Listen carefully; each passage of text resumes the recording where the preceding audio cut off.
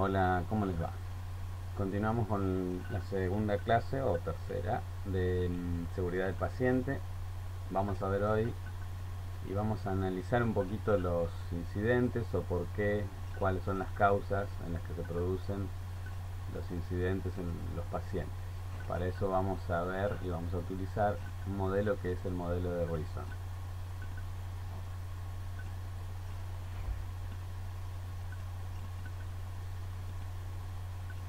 Bien, vamos a analizar un poquito detalle a detalle el por qué se producen los incidentes clínicos. Fíjense que en los primeros dos casilleros tenemos condiciones, ¿sí? Y fallos latentes. O sea, son fallos potenciales que si no se corrigen van a pasar la barrera y van a producir errores, ¿sí? La primera y principal condición es la decisión de gestión y organización. ¿A qué se refiere? A la decisión de gestión y organización que tiene la empresa o la institución donde está alojado el paciente, ¿sí? Si tiene decisiones de gestión, por ejemplo, se refiere a su política de cómo proteger al paciente, cómo proteger a sus médicos, cómo proteger a sus enfermeros, a su personal de esterilización, a su farmacia y todo eso. Si tiene establecido o no, ¿sí? Dentro de su gestión el cuidado de la persona, ¿sí? Ya sea del paciente o de las personas que trabajen ahí. Eso es lo más importante para llevar a cabo una adecuada seguridad, no solo del paciente, sino de todos los que trabajan en ese lugar. Y después, la organización, cómo está organizado, ¿sí? Si es que la tuviera esa gestión de seguridad, cómo es la forma de organización que tiene. Ahora, si no tuviera una decisión de gestión de seguridad, de cuidar a sus pacientes y de cuidar a su gente, bueno, ahí ya partimos terriblemente mal, ¿sí? Con respecto a todo lo otro. Eh, por ejemplo, gestión de cuidados y de calidad son, por ejemplo, si en la institución hubiera un comité de ética, hubiera un comité de bioseguridad, un comité de infectología, un comité de seguridad del paciente, ¿sí? Esas son decisiones de gestión y políticas de gestión para cuidar a la gente. Bien, vamos al segundo cuadro. Dice actuación de instalaciones y dispositivos, ¿sí? Hay que ver si las instalaciones son acordes, si todos los dispositivos funcionan correctamente. Cuando hablamos de instalaciones hablamos de infraestructura, ¿sí? Las instalaciones, el oxígeno, el gas, la luz, el agua, los baños, ¿sí? Y dispositivos, todos los dispositivos que utilicemos para con el paciente. Cohesión y comunicación del equipo de trabajo. Si el equipo de trabajo se comunica, ¿sí? Armónicamente, cordialmente, con respeto, si se llevan bien, ¿sí? Tal vez si no tenemos armonía y coordinación en el trabajo o hay malos tratos, la comunicación va a ser obviamente insuficiente, deficiente, ¿sí? O tal vez ni siquiera se comunique. Después, otra parte de este cuadro es la formación de los individuos, ¿sí? Sabemos que a mayor nivel académico o de formación es mejor el cuidado o el servicio que podemos brindar, ¿sí? Cada uno se forma en su carrera profesional en lo que quiere hacer, para eso necesitamos la formación, ¿sí? No es lo mismo tener gente empírica que tener gente formada, sin menoscabar o menospreciar a nadie, obviamente, pero está comprobado que a mayor formación, mejor servicio, ¿sí? Aunque no siempre sea así, ojo. Pero bueno, la idea es que la gente esté capacitada, esté formada y periódicamente, como debería ser, se actualicen, se capaciten, hagan cursos y demás. Repito, para poder brindar un mejor servicio. Definición de tareas, ¿sí? Cada profesional debería tener establecida cuáles son sus tareas, la gente de administración también, y toda la persona de recurso humano debe tener definidas cuáles son sus tareas, cuál es su rol dentro de la institución. Si eso no está claro o no está definido, se pueden producir cruzamientos de funciones, cruzamientos de roles, dos personas haciendo lo mismo, ¿sí? O dos personas haciendo nada porque pensó que lo iba a hacer el otro.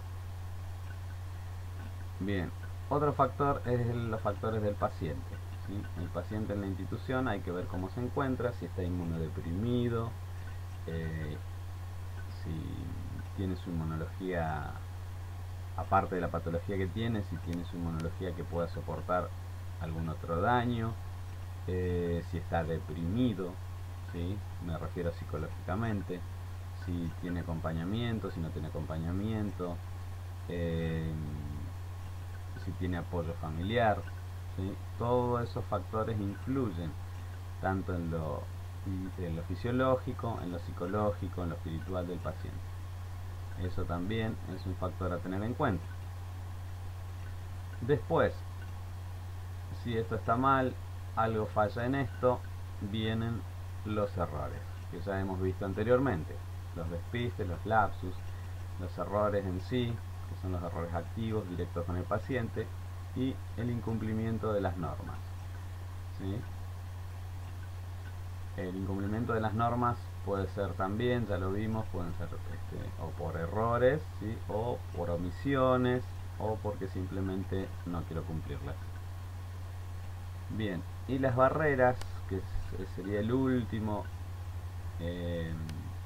la última barrera, el último eslabón de la cadena, ¿sí? Esto fue pasando de acá, acá, acá y acá, son las barreras físicas, que se refiere a todo lo que sea instalaciones o demás que puedan ayudarme a no provocar daño, ¿sí?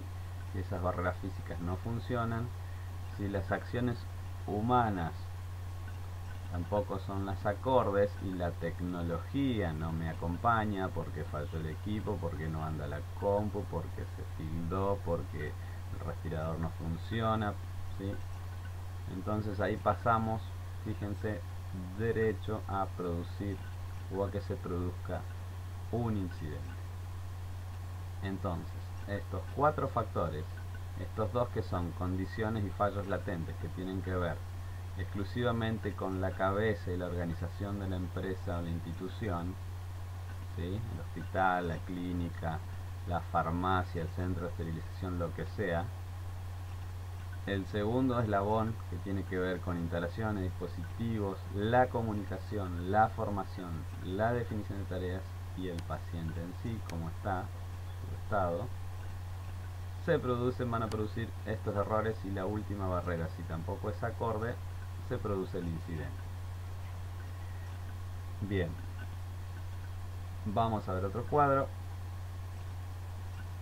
Fíjense, ¿cuál es el origen entonces para que se altere la seguridad del paciente? Estos tres factores: la organización, los profesionales en sí, ¿sí? Y los pacientes. Bien, vamos a repetir algunas cositas, pero para que nos quede más claro. La organización, ¿a qué se refiere? A los recursos asistenciales, todos los recursos, infraestructura, tecnología, el recurso humano, profesional, todos los recursos asistenciales que tengamos deben estar en armonía, deben estar en su sapiencia, no deben cometer errores, deben estar todos los recursos de infraestructura acordes para la atención, sin que funcione mal nada, ¿sí? La cultura de la seguridad. Esta cultura de la seguridad se refiere a la organización y a la gestión, que es lo que dije anteriormente. Vamos a ver acá las decisiones de gestión y organización que tengan una cultura de seguridad para con el paciente, para con el personal y para con la misma institución, ¿sí? Si no hay una cultura de la seguridad, de ahí partimos mal. Contexto institucional. El contexto institucional se refiere a cómo está vista la clínica o el centro o el hospital, ¿sí? Para con la población, si está bien vista o no, si tiene problemas, ¿sí? Y dentro del contexto institucional, cómo se lleva la gente entre sí, cómo se llevan los directivos con los empleados, si trabajan en equipo, si trabajan en armonía, ¿sí? A eso se refiere. Esto es la organización. Si la organización falla, hay condiciones latentes para alterar la seguridad del paciente.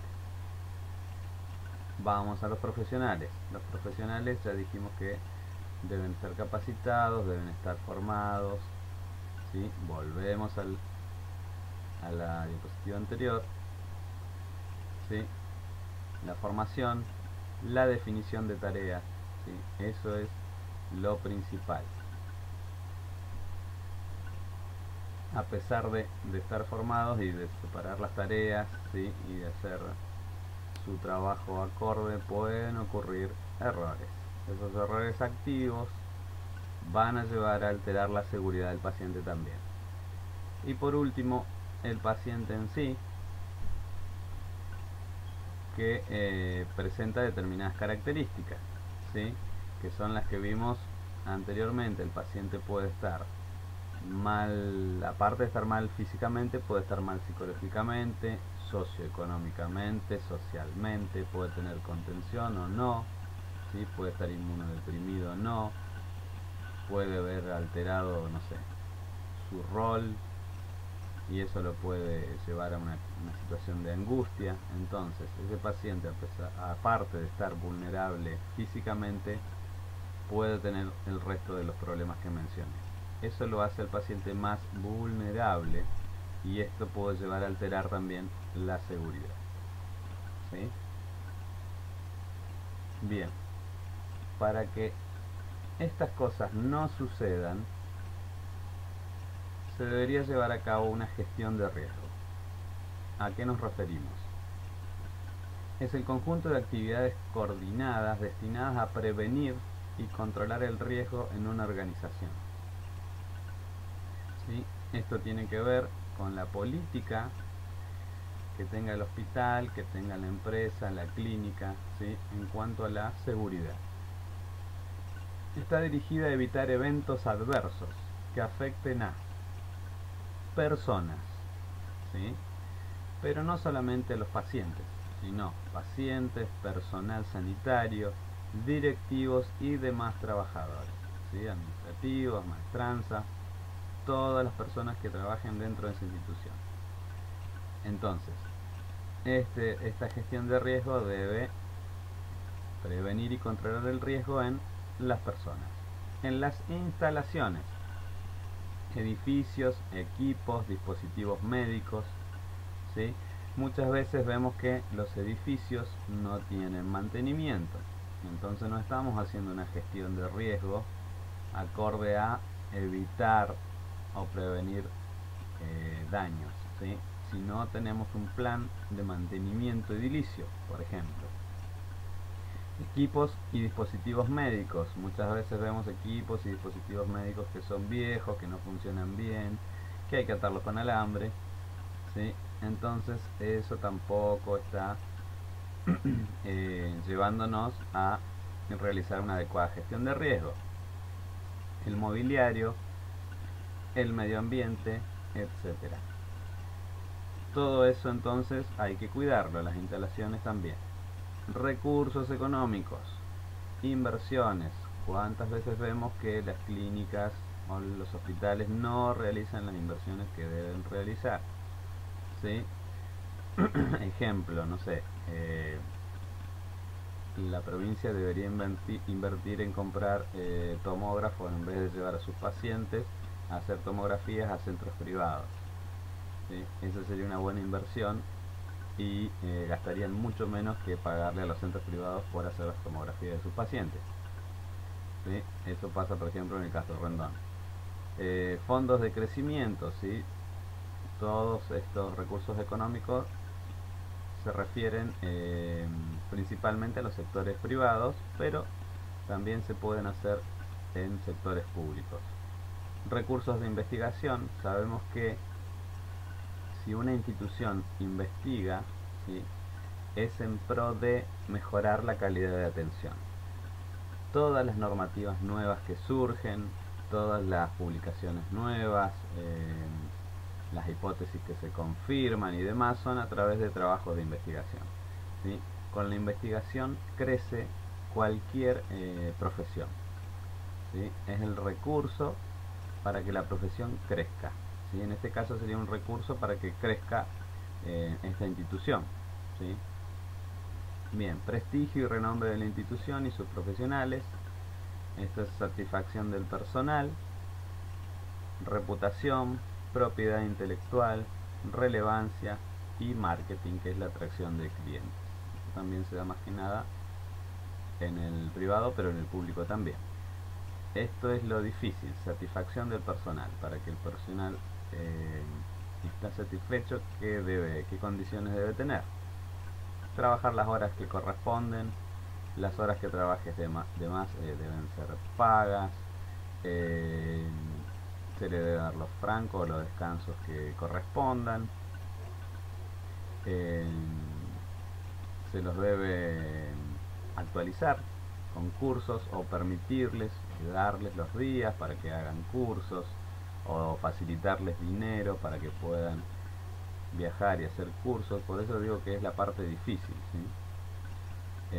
Si tenemos una empresa que se basa en la excelencia o en la reputación de sus profesionales y demás, esto no va a ser tan difícil de llevar. Pero si esto no le interesa realmente a la institución, esto va a ser muy difícil. Bien, vamos a ver ahora. Entonces esta gestión de riesgo es la que se debería llevar a cabo para evitar los incidentes, ¿sí? El modelo de Reason o el queso suizo es un modelo que habla de la causalidad de los accidentes, o sea, de las causas de los accidentes. Es un modelo de efecto acumulativo. Cuando se pasa una barrera, ¿sí?, hay otra que la puede frenar. Si la otra no la puede frenar, viene otra barrera y así. Pero si se fue acumulando, ¿sí?, se produce el daño. Por eso dice efecto acumulativo. Es utilizado en análisis de riesgo y gestiones de riesgos. Compara los sistemas humanos con varias rebanadas de queso, ¿sí? Las rebanadas de queso se van apilando. Ahora vamos a ver el gráfico. Cada rebanada es una barrera, ¿sí?, que el daño potencial tiene que atravesar.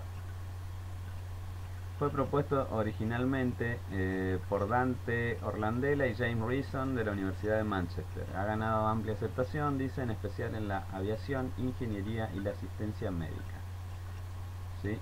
Este modelo, las defensas de una organización contra el fracaso se modelan como una serie de barreras. Las barreras están representadas como rebanadas de queso y los agujeros son las debilidades de esas barreras, ¿sí? Y están variando, dice, continuamente de tamaño y posición a través de los cortes. El sistema produce fallas cuando un agujero de cada rebanada se alinea momentáneamente, lo que permite la trayectoria, ¿sí?, de la oportunidad del accidente.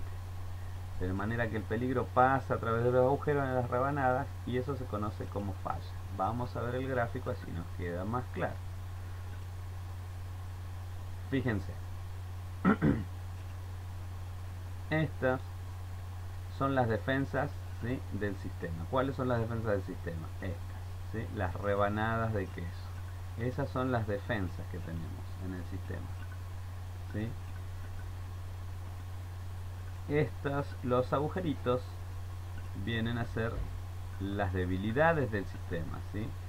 Supongamos que esta rebanada está más arriba, viene el peligro y choca contra la defensa y no pasa, pero si se alinean las debilidades de las defensas, el peligro pasa a través de las barreras y produce daño. Y ahora vamos a ver un ejemplo de por qué. Fíjense entonces, las rebanadas las muestra como defensas, errores humanos y fallos del sistema son los agujeritos. Tenemos un caso de peligro, ¿sí? Vemos que se realizó una técnica inapropiada. ¿Y qué pasó acá? Hubo un fallo del sistema, ¿sí? ¿Cuál fue el fallo? Acá me los dice. La técnica inapropiada, ¿sí? Hay una comunicación deficiente, tal vez. Ahora les voy a dar un ejemplo con un caso, ¿sí? Así nos queda más claro. Pero fíjense, acá hubo una técnica inapropiada, una comunicación deficiente. Siguió pasando la segunda barrera que la tenía que frenar, que es la de la formación. Tiene una formación inadecuada, es un fallo. Sigue pasando. Esta barrera, que era el de supervisor, el supervisor no estaba, no supervisó, entonces hubo fallo de supervisión. Sigue pasando esta barrera y alguien que tenía que monitorizar, ¿sí?, toda esa técnica que se hizo y demás, no lo hizo, entonces siguió pasando y produjo el daño. Vamos a hacerlo con un ejemplo. A ver, supongamos que un enfermero tiene que hacer un sondeo vesical. El sondeo vesical en sí es una técnica invasiva, o sea, puede ser una técnica de riesgo, ¿sí? Supongamos que hay dos enfermeros, un enfermero viejo, un enfermero nuevito. Bien, el enfermero viejo, de mayor antigüedad, realiza la técnica. Se da cuenta que realizó la técnica inapropiadamente, ¿sí? Supongamos que se dio cuenta, porque tocó sin querer la parte estéril del guante, ¿sí?, con su mano. Dijo, bueno, no importa, no pasa nada, lo toqué solamente una vez, realizó la técnica igual, ¿sí? Después le quedó el cargo de conciencia y dice, ay, si se me infecta este paciente, bueno, lo voy a comunicar. Y dijo, no, mejor no comunico nada, porque a ver si encima me llevo mal con mi jefa, me reta, no voy a decir nada, total no va a pasar nada, ¿sí? Bien, la otra enfermera, que era la que estaba haciendo el sondeo con él, la enfermera nueva, ¿sí?, de poca experiencia, que no se formó adecuadamente, ni siquiera registró el error, ¿sí?, porque tiene una formación inadecuada. No se dio cuenta del error, a pesar de que estaba asistiendo y estuvo viendo. Entonces, ¿qué pasó acá? Pasó el daño nada más, ¿sí?, o el peligro, mejor dicho, todavía no se produjo el daño. Pasó la supervisora que pasaba por ahí de enfermería, vio a dos enfermeras haciendo un sondaje vesical. A pesar de que había una enfermera nueva, confió en que la enfermera de mayor experiencia iba a hacer por ahí su trabajo, ¿sí? Entonces la dejó. Falló la supervisión, siguió el peligro y después nadie monitorizó, ¿sí?, o siguió la evolución de ese paciente, y tal vez a las horas, ¿sí?, el paciente presentó fiebre, ¿sí?, presentó disuria, que es el dolor, el ardor al orinar, ¿sí?, y ya se produjo un daño, que vendría a ser en este caso, supongamos, una infección urinaria. ¿Por qué? Por una técnica inapropiada en el sondeo vesical. Eso es un ejemplo, ¿sí?, de cómo se utiliza el modelo de Reason o de queso suizo, ¿sí? Bien, vamos a ver otro ejemplo. Este es un ejemplo de por qué los residentes cometen errores en las prescripciones de medicamentos, ¿sí? Como vimos anteriormente, el modelo de Reason se utiliza en medicina, en aviación, ¿sí?, sirve para todo, porque se pueden ir estudiando, ¿sí? Fíjense que acá las fallas no es solamente una falla de una persona, es una falla de todo un sistema, ¿sí? En el caso anterior, en el ejemplo anterior, habían dos enfermeras, yo les di el ejemplo de dos enfermeras, una formada recientemente, otra enfermera de años, una supervisora, ¿sí?, y después nadie monitorizó, ¿sí? Bien, vamos a ver en este ejemplo, estos son médicos residentes haciendo prescripciones de medicamentos, ¿sí? Dice que hay factores latentes, ¿sí?, que serían las defensas, son dos defensas, ¿sí?, dos rebanaditas de queso tenemos acá. Una es proceso de organización y la otra es decisión de gestión. Esas son mis defensas. ¿Qué pasó en el proceso de organización? exceso de volumen de trabajo. Ese médico residente tiene mucho trabajo y hace las prescripciones a mano rápido, ¿sí? Ustedes saben cómo es la letra de médico. Bien, entonces aquí ya tenemos dos factores latentes: exceso de trabajo, las prescripciones a mano escritas rápido y encima con letra ilegible. Decisión de gestión, la cantidad de trabajadores. Tienen pocos trabajadores, ¿sí? Y tiene una cultura de falta de apoyo al residente, ¿sí? ¿Qué puede ser? Que tenga un jefe de residente cada muchos residentes, entonces no alcanza a compensar o a sacar las dudas de tanta gente, ¿sí? O que el jefe de residente los deje solos, ¿sí? Que falte, por ejemplo. Entonces aquí tenemos factores latentes. Entonces supongamos que exceso de volumen, hizo la receta rápido, no es legible, ¿sí?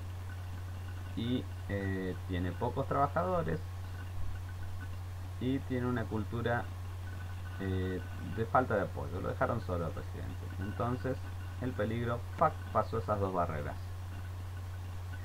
Ahora tenemos 1, 2, 3, 5 barreras más, que son el entorno, ¿sí? A nivel grupal, a nivel individual, las tareas y el paciente en sí. Bien, ¿qué pasó con esta barrera? Esta barrera dice el entorno. El entorno, ¿cómo estaba? Muy concurrido y habían interrupciones a cada rato. O sea que el residente se encontró con una sala muy concurrida, lo interrumpían a cada rato, no podía terminar una idea, no podía terminar de escribir y demás. Grupal, falta de supervisión, no había ningún jefe de residentes o jefa de enfermeras o alguien que supervise, ¿sí? Tanto la concurrencia de los pacientes como al residente.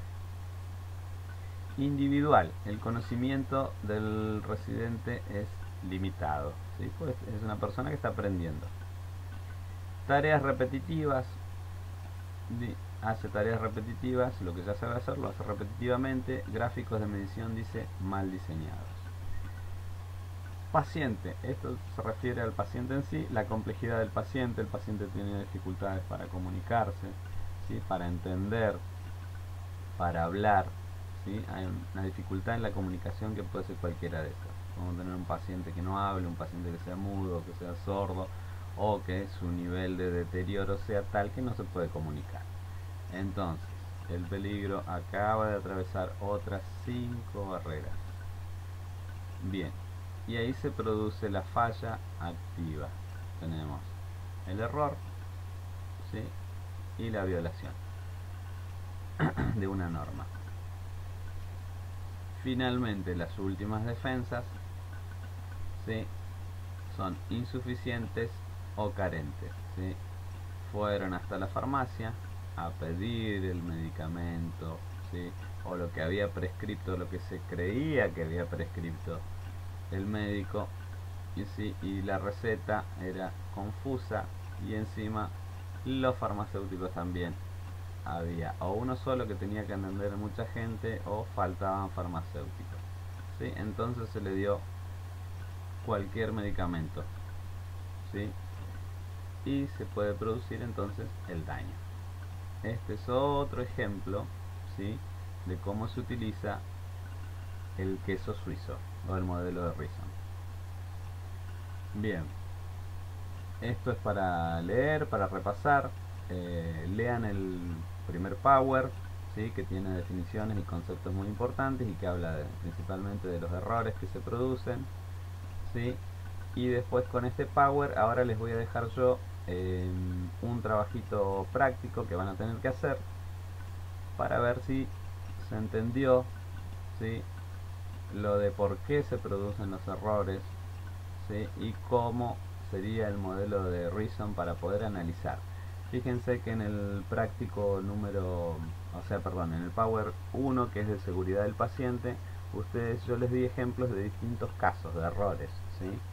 Bueno, en el trabajo práctico que les voy a dejar vamos a tomar uno de esos casos, que por ahí es el más complejo, y ustedes lo van a tener que llevar acá al modelo de Rison, ¿sí? ¿Qué van a tener en cuenta? cuáles son las defensas del sistema, ¿sí? Tienen que tener en cuenta cuáles son los errores humanos y las fallas, ¿sí? Utilicen estos ejemplos de queso suizo. Esto acuérdense que se puede aplicar con cualquier peligro que después haya generado un daño. Ustedes tienen que identificar cuáles son las barreras que fue pasando, ¿sí? También les sirve este otro ejemplo. Bien, entonces yo les subo el trabajo práctico. Ojalá lo hayan entendido. Si tienen dudas, me escriben al mail que les voy a dejar, ¿sí? Y bueno, espero que lo hayan entendido y que les sirva. Nada más.